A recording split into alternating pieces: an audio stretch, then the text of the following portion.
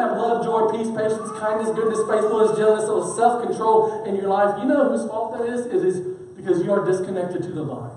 It is because you're not connected to Jesus. He says, if you remain in me and I in him, you will bear much, much fruit. Apart from me, Jesus says, you can do what? Nothing. You know how much nothing is? Nothing is how much I could do when I watched Micah try to fix the bus the other day. He's all climbing under it and over it, on top of it, to the side of it. He's like, well, this pulley here, just pull on this thing there. I'm like, bro, good for you. But I could do absolutely nothing. He's like, well, there's a pulley and there's this and there's this. I'm like, man, here's a screwdriver. Do what you do. I could do absolutely nothing. I was just helpless.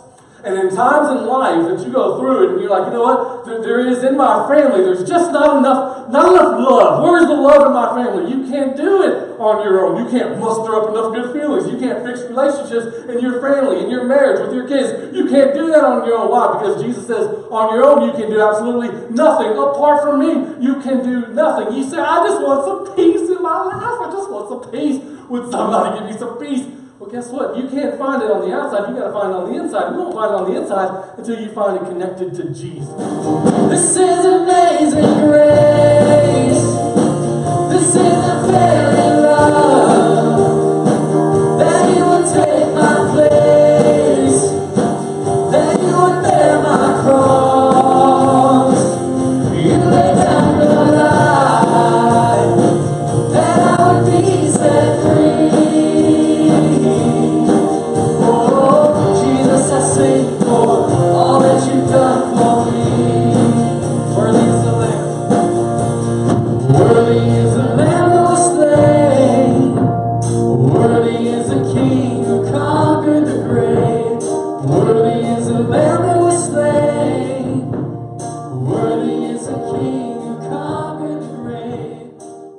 Welcome to Westside Emmanuel Baptist Church, the church that loves God and loves people. We're in the heart of Bogalusa with Bogalusa on our heart. We look forward to you joining us in person sometime soon as we worship the Lord together. I've heard 1,000 stories of wonder. Think you're alive, but I've heard the tender whisper of love, the dead of night, and tell that you're pleased and that I'm never alone. You're good, good Father. It's who you are. It's who you are. It's who you are. And I'm loved by you. It's who I am. It's who I am. It's who I am.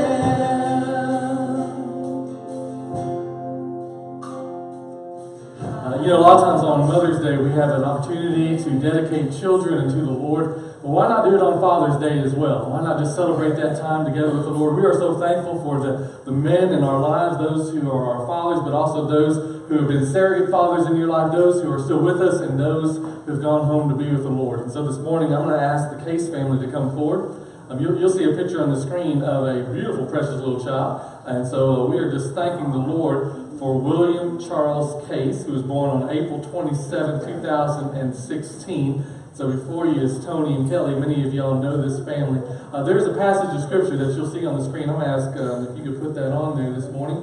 As you see that, it says, you shall teach them diligently to your children, and shall talk of them when you sit in your house, and when you walk by the way, and when you lie down, and when you rise up. And this morning, as they come, Tony and Kelly come to present themselves to the Lord, present William to the Lord as well, to say, we want to raise our child in the ways of the Lord. We want to do what that verse says in Deuteronomy. And so Stevie just gave them a Bible.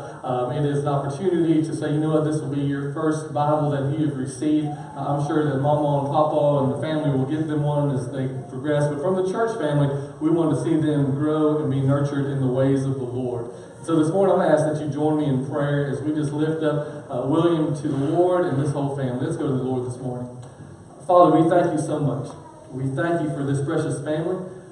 Father God, I thank you even for my opportunity to see not only their marriage, but also to see when they were much, much younger than today, and to see them raise this young one, and to see the Lord working in their lives. And so, Father, because of that, we come and we lift little William up to you. We present him to you, Father.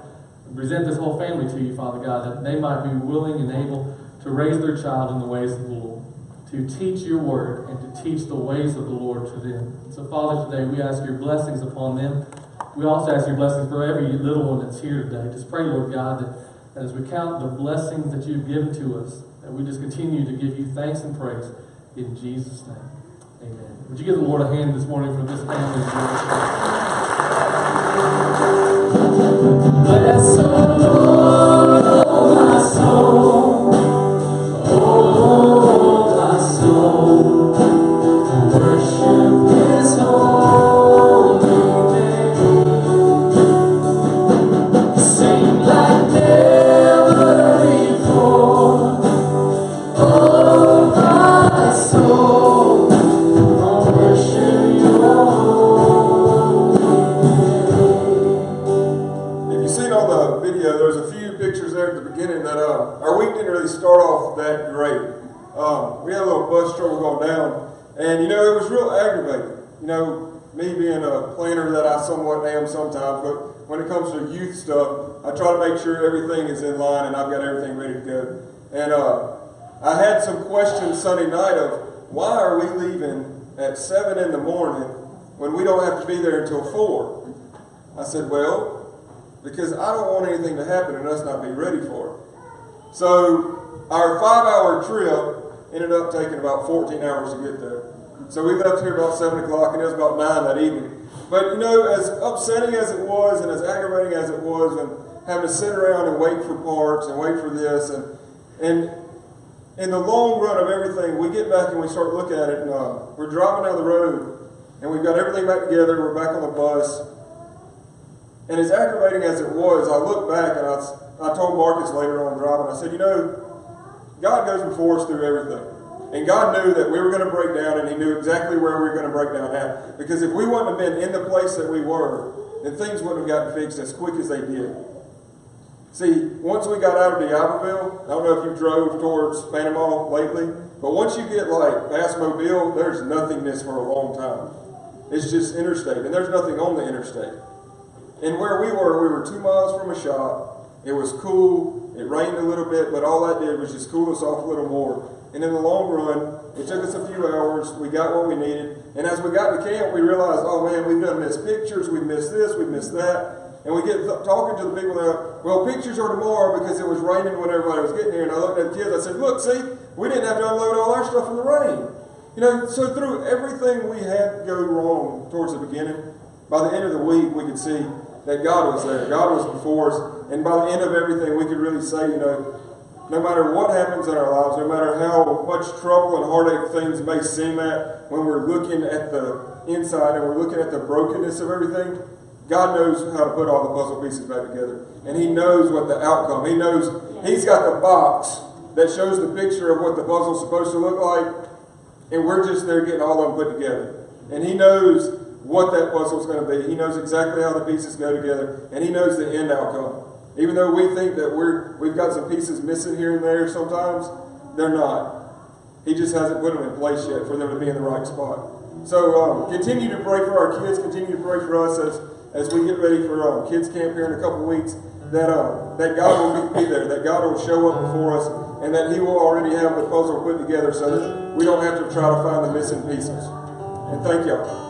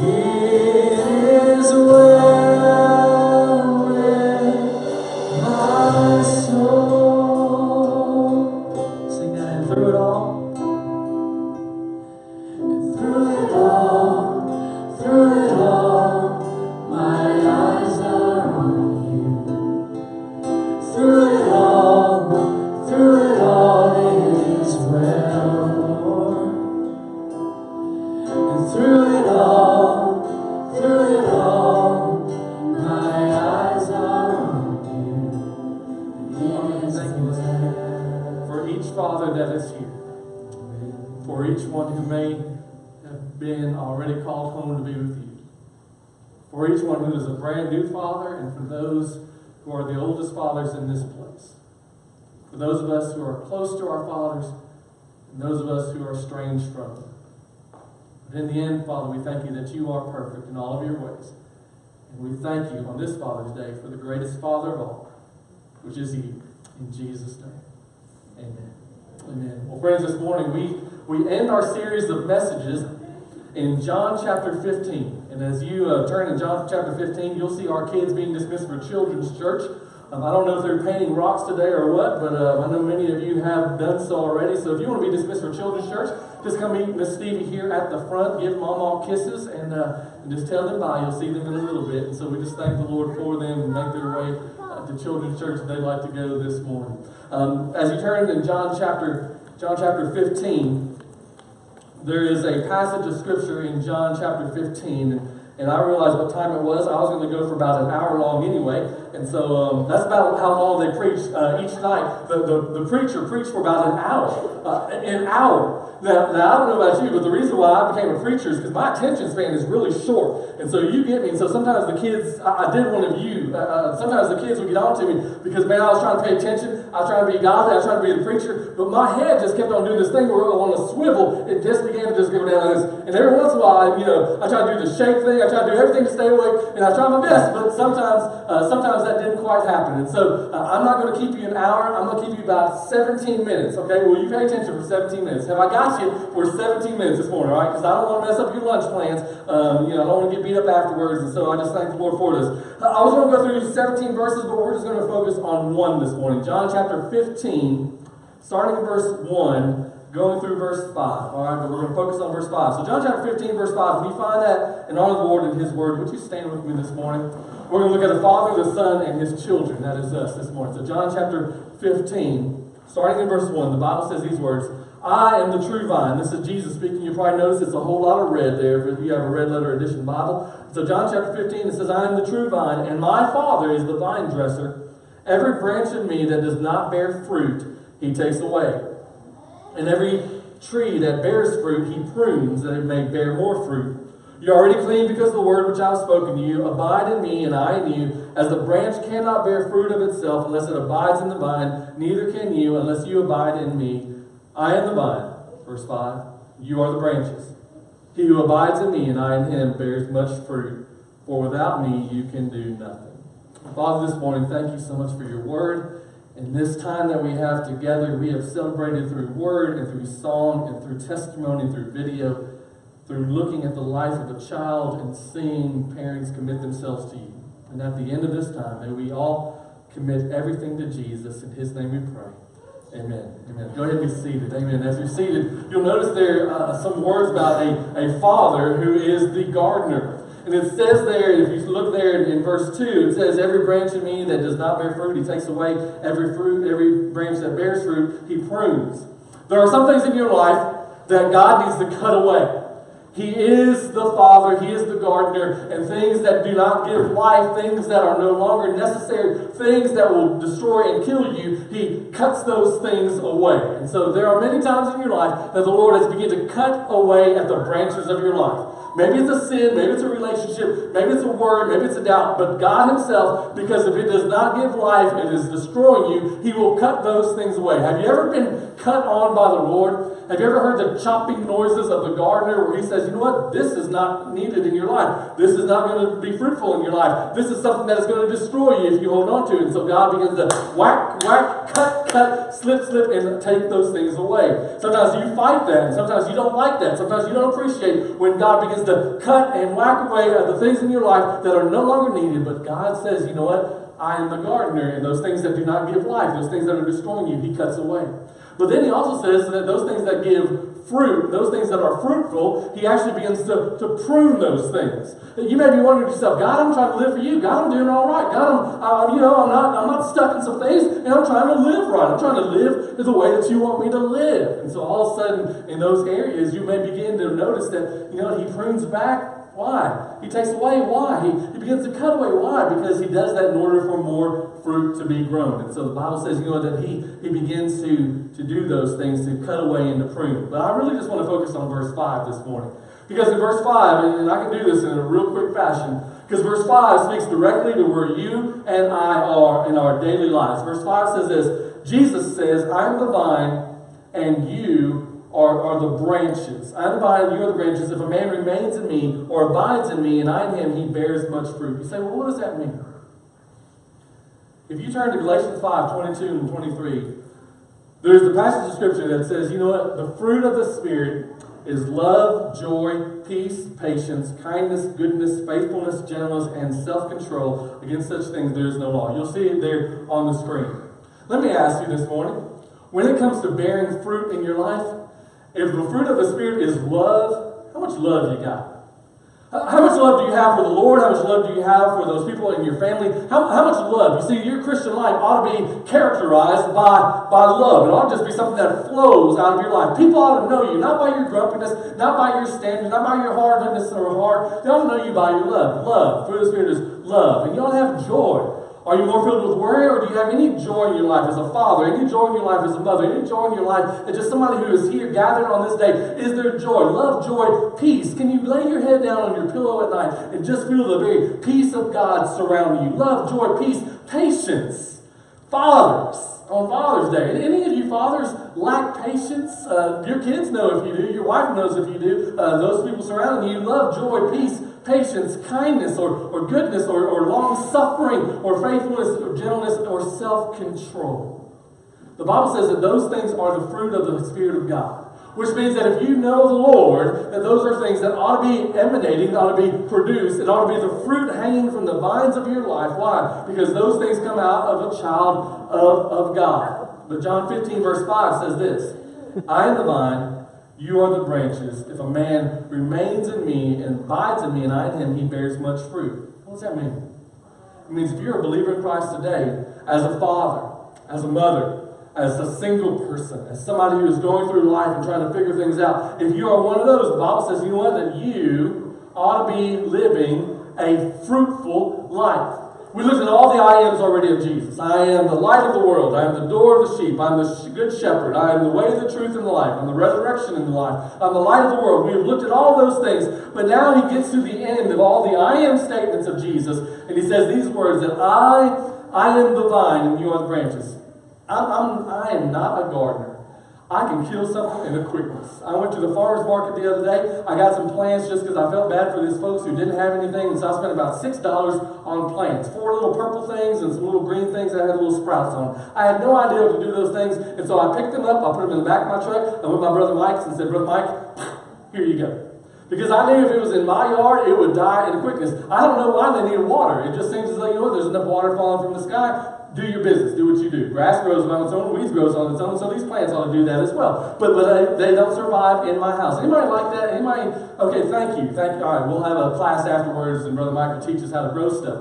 But here the Bible says, you know, that Jesus is the vine, and we are the branches. It means that He is the source of life. He is the source of everything. And then we just say connected, abide, remain in the vine, and then He bears fruit.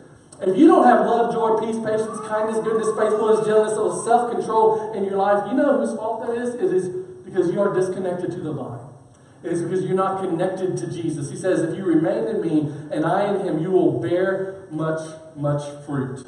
Don't shake that, man. I can put people to sleep in a quickness. Now, you just leave my brother alone. But what is it? He says, apart from me, you can do nothing. And that is actually something that I've learned from you, Brother Byron. I have seen Brother Byron, and when I see him at his house, a lot of folks would say, you know what, well, you know, you're the preacher, so you're going to minister to Brother Byron. No, that ain't usually how it works. Because usually, if you spend any time with Brother Byron, you'll notice that the ministry that is happening in that house is from him to me, not from me to him. And one of the things that I've noticed is that he is over and over again expressed to me and told me to make sure that I realize one thing, that you are dependent on the Lord forever. If there's anything that he's taught me over the years, you know, you just got to trust the Lord. You just got to depend on the Lord. The Lord took care of it. The Lord will watch over you, you know, and he'll talk everything from business to church to the desire to be here to family and everything. You just got to depend on the Lord. You just got to trust the Lord. You just got to know the Lord is right there with you. And that's what that verse says in the end. Apart from me, Jesus says, you can do what? nothing. You know how much nothing is? Nothing is how much I could do when I watched Micah try to fix the bus the other day. He's all climbing under it and over it, on top of it, to the side of it. He's like, well, this pulley here, just pull on this thing there. I'm like, bro, good for you. But I could do absolutely nothing. He's like, well, there's a pulley and there's this and there's this. I'm like, man, here's a screwdriver. Do what you do. I could do absolutely nothing. I was just helpless. And in times in life that you go through it and you're like, you know what? There is in my family, there's just not enough love. Where's the love in my family? You can't do it on your own. You can't muster up enough good feelings. You can't fix relationships in your family, in your marriage, with your kids. You can't do that on your own. Why? Because Jesus says, on your own, you can do absolutely nothing. Apart from me, you can do nothing. You say, I just want some peace in my life. I just want some peace. Would somebody give me some peace? Well, guess what? You can't find it on the outside. You got to find it on the inside. You won't find it on the inside until you find it connected to Jesus. And you want patience. And some of y'all need some patience because some of y'all just, road rage was existed a long time before it ever came on the news. It came whenever it was in your car. When you were 14 and you tried to grab grandpa's truck and stuff, that's when road rage happened. I mean, some of y'all on four-wheelers. I've seen evidence of people with four-wheelers who just, there's road rage going on left and right. Y'all know what that's like, and you just need patience. And you say, well, I'm going to try to be more patient. I'm going to ride and I'm going to drive and I'll just be more patient. How many times have you done that and it just doesn't happen? Why? Because it's a fruit of the Spirit. The fruit of the Spirit is love and joy and peace and patience and kindness and goodness and faithfulness and gentleness. And if you try to do that on your own, it will not happen. It only happens when you stay connected to Jesus, when you stay connected to Him, when you abide in the Lord. And when you don't, that's when you experience times of frustration and anger and no love and no peace and nothing in your house goes right, nothing in your job goes right. It just seems like everything is out of control. Why? Because you're not allowing the life of Jesus to just flow through your life. I've got an orange tree in my yard. I've been there a long time. Still has never produced fruit. I don't know if he needs a girlfriend or what, but it just, there's no fruit hanging from its vine. It's just as lonely as can be. It's just sad, just sad. But I have been by your places of homesteaded, and I've seen plum trees or pear trees. There's some satsumas over at Brother Quinn's and stuff. Seen all those things. When I went to my Brother Quinn's satsuma tree, bush, or I don't know even what those things are. The thing that's there, it's got satsumas on it. Is this a tree? All right, we'll call it a tree. But I've noticed when I've gone by there, I haven't heard satsumas crying out. I haven't heard them say, oh, I just want to grow some fruit. They're not there saying to themselves, oh, if I could just try harder, just fruit will come out. And this branch is sitting there and just saying, oh, I just want some fruit. I just want some love and joy and peace and patience and kindness and goodness and faithfulness and gentleness and stuff. I just want it to grow out of me. It's not doing that. You know what it's doing? It's staying connected to the middle part, which I guess that's the trunk, that's the vine thing, and then it's got branches, and out of that branches, then it just has these things, and they just, day after day, little flower here, and I don't know what the flower does, but it just, and overnight, bam, satsumas, they just happen. It happens naturally. It's not forced. It's not pushed. It's not an issue. It just sits there and just allows the life of the branch, the life of the vine to just flow through it and then just grow. In my backyard, I've got a tree, a branch that came down the other day. I've noticed since it came down to that wind, and some of y'all may have lost some branches as well. I noticed, you know what? That branch that's disconnected from the trunk, that branch, it's not going to live anymore. It's not going to give any more leaves. It's not going to sprout new places, new branches. It's just going to wither and die. And that is in some of your relationships to God.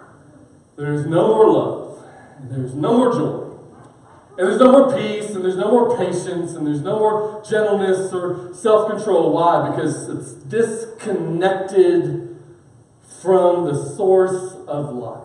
I am the way, the truth, and the life. I am the light of the world. He has life, and me has the light. And I am the great shepherd. I am the way, the truth, and the abundant life. I came that you might have life and might have it more abundantly. When you get away from the life of Jesus, then you will be separated from Him and you won't experience the fullness, the joy that He offers and that He gives. Why? Because you are cut off. You are no longer connected to Him. Fathers, let me tell you, especially some of you new dads, and some of you who are older ones could probably testify to this. Being a father ain't exactly for sissies. Am I right? There are times that you just look and say, I don't know any clue what to do here. You may think to yourself, you know what, man, I have failed as a father, as a husband, I've failed as a person, I've just failed miserably. And you wonder to yourself, well, what in the world can I do about that? How can I lead my family as I have little ones that are still at the house? How was I as a single person or as a couple who doesn't have children yet? How can I just have the peace that God has taken care of things? That, no matter if I have a van that's broke down or I have a life that's broke down or I just feel disconnected and I'm just not experiencing any fruitfulness out of my life, what do I do about that? Can I tell you today, you have to get reconnected to Jesus. If you remain in me, and I in you, then you will bear much fruit. He is the source of life that grows in you. And I know in those times in life when I don't have patience, I don't have love for other folks, I just feel like I'm all worn out and I just can't make it one more step. I know in those times it's because, and I can do this over and over again, it's only because I'm not connected to Jesus. So I told you I'd keep you 17 minutes. I've got one more minute. How connected are you? I mean, do you sense that there is love and joy and peace and patience and kindness and goodness and faithfulness and gentleness in your life? How connected are you? Or do you feel like I'm just disconnected?